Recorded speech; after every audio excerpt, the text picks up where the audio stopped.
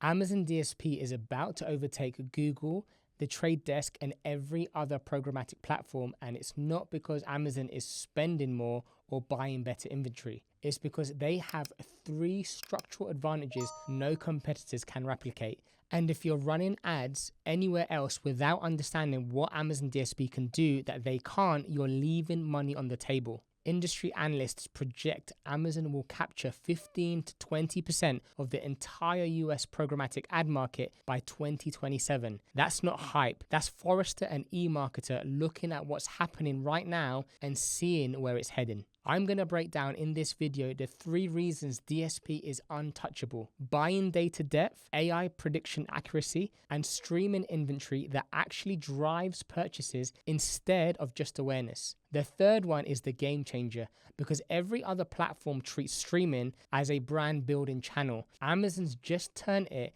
into a performance channel, and the gap is widening every quarter. So let's start by looking at the buying data advantage. So Google search has intent data. Meta has social behavior data. The Trade Desk has programmatic reach across open web. Amazon, on the other hand, has actual buying data. Not what people searched, not what people liked or shared, what they bought, what they put in their cart and abandoned, and what they're about to buy again. No other platform has real purchase behavior at Amazon's scale, and that's the structural advantage everything is built on. Now here is the depth of what Amazon knows. They handle 40% of US online shopping. That's 600 billion in sales in 2025 alone. They process 2.5 billion searches per day. Not Google searches for information, actual product searches from people ready to buy. Every one of those searches, every product view, every item added to cart, every purchase, that's a data point, and it's real data tied to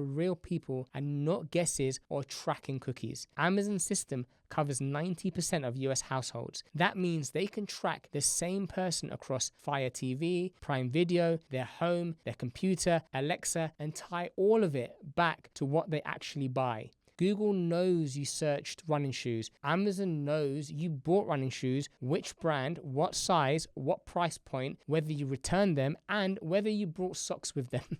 Right? They know if you're a repeat buyer or a one-time purchaser. They know your replenishment cycle. And here's where it gets unfair for competitors. Amazon's catalog has over 350 million products. It's growing 15 to 20% per year.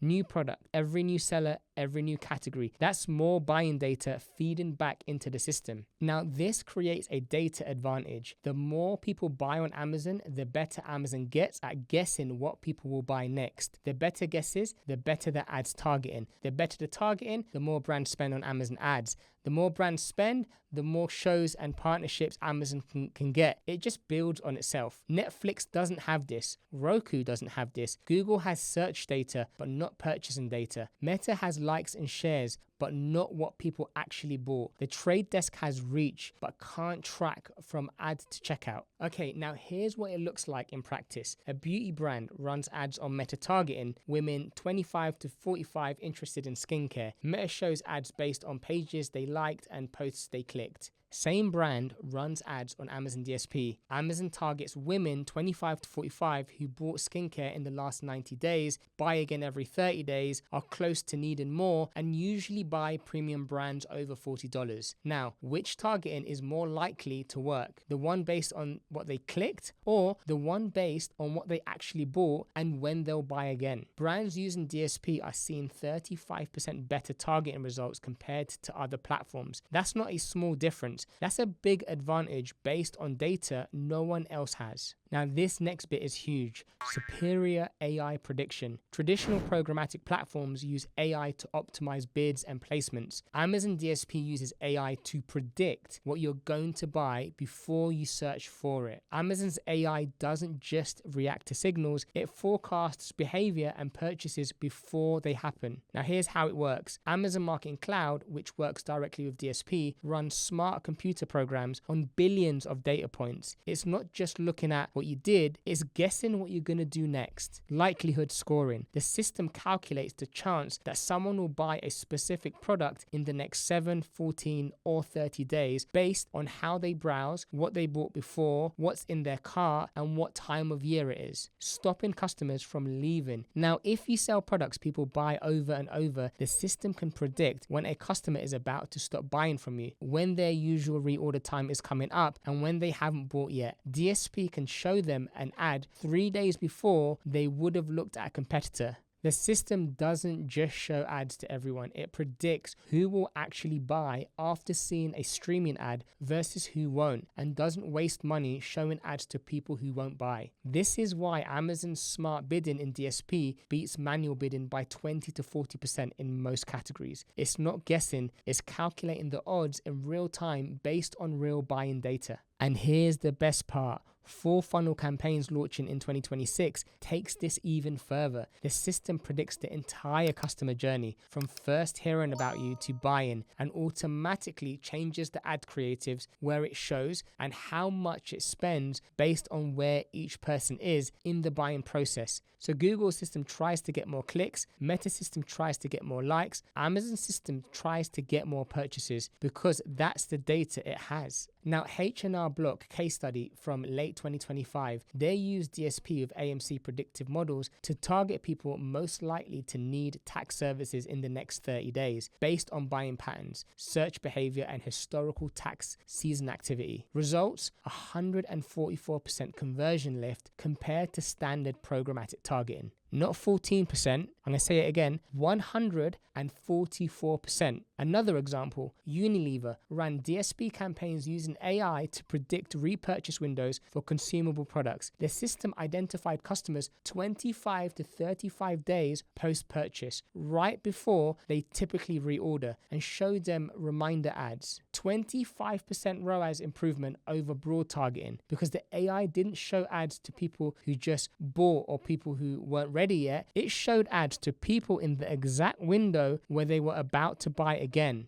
That level of precision doesn't exist on any other platform because they don't have the purchase data to train the models. So we looked at how Amazon's data is growing, and we've also looked at how they're able to better predict with AI. And now in section 3, we're going to look at streaming shift from awareness to purchase.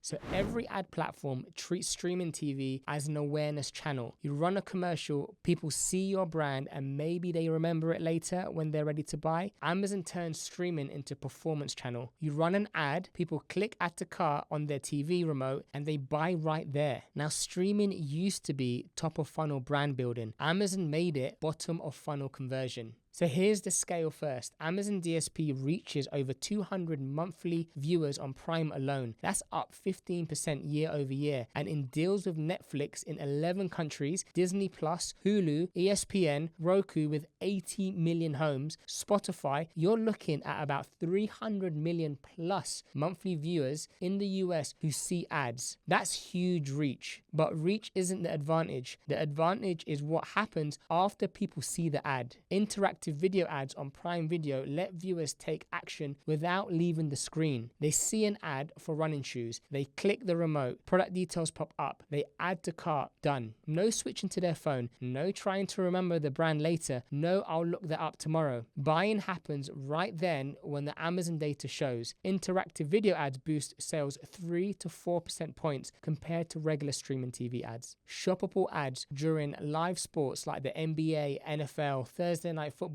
let people buy products shown in the game. Someone's watching football, sees an ad for a product, clicks buy, all without pausing the stream. This is totally different from running commercials on regular TV or even other streaming services. Roku shows you an ad. You can't buy from the ad. You have to remember the brand. You have to search for it later and then hope they buy. Amazon will show you an ad. You buy from the ad. Amazon can track it from seeing the ad to completing the purchase in the same sitting. And now here's where the smart system ties it all back in. Amazon can see which type of shows lead to which type of purchases. So reality TV viewers buy 15 to 25% more beauty products than average. Sports viewers buy more supplement and electronics. Thriller movies viewers buy more household items. DSP uses that data to place ads in the exact shows where your target buyer is most likely to buy, not just likely to see the ad, but most likely to purchase. Now, Aveeno ran a contextual DSP campaign on Prime Video, targeting viewers watching content related to self-care and wellness. They didn't show brand ads, they showed interactive video ads with direct purchase options. Result, 20x ROAS. 20 times return on ad spend. This is not a mistake. Supplement brands we know ran DSP campaigns during NFL games targeting viewers who'd previously bought sports nutrition products. Shoppable ads during broadcasts. Time to restock your protein powder was the message. 8.2x ROAS on that campaign.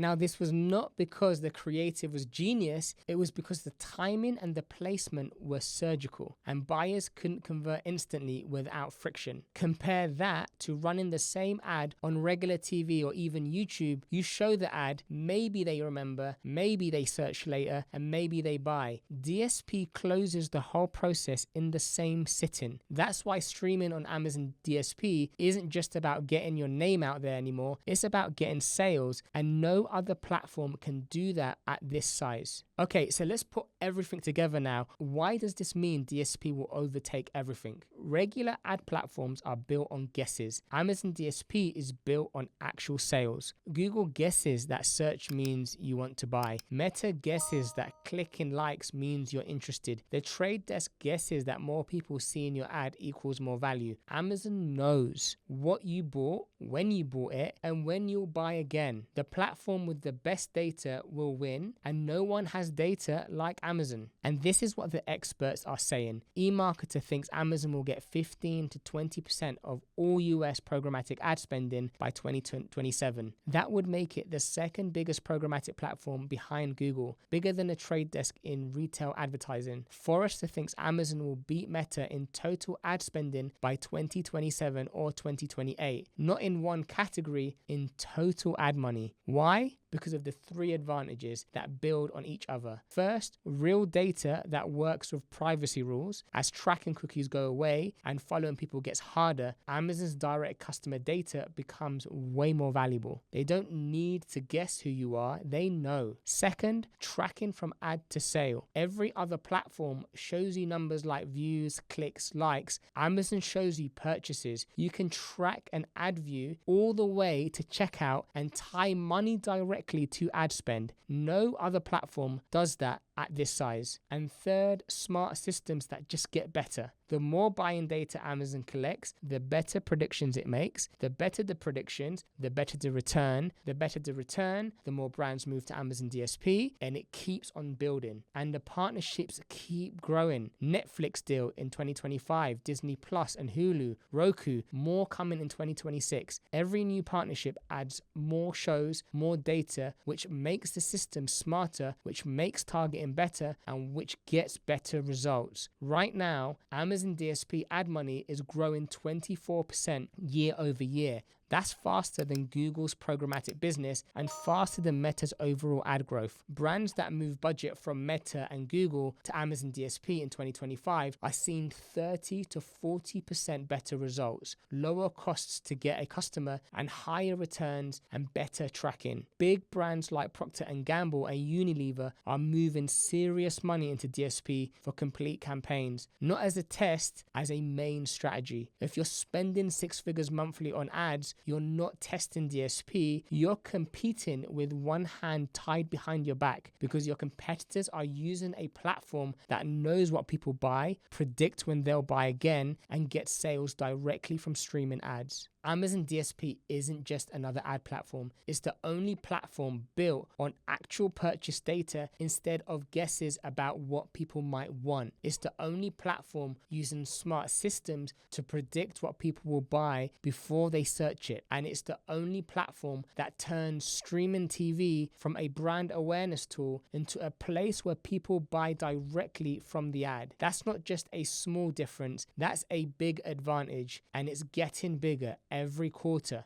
The question you should ask is how fast it happens and whether you're ready to use it or still running old strategies with new budgets. Now, I know what some of you are thinking. I tried DSP in the past and it was garbage. The dashboard showed huge attributed sales. I paused it and nothing changed. It was just taking credit for the sales that would have happened anyway. You're right. That was real. The attribution was broken. DSP credited itself for organic sales, repeat purchases, and people who were already going to buy. But, and this is a big but, Amazon completely rebuilt the attribution system. In 2025, multi-touch modeling, AI incrementality testing, and control group testing, the double counting problem that made you quit doesn't exist anymore. I just posted a full breakdown showing you exactly what was broken, what they fixed, and proof from brands testing paused versus run that it actually works now. The video will be seen above here. If you abandon DSP because of phantom conversions, that problem is solved. Make sure you watch the next video.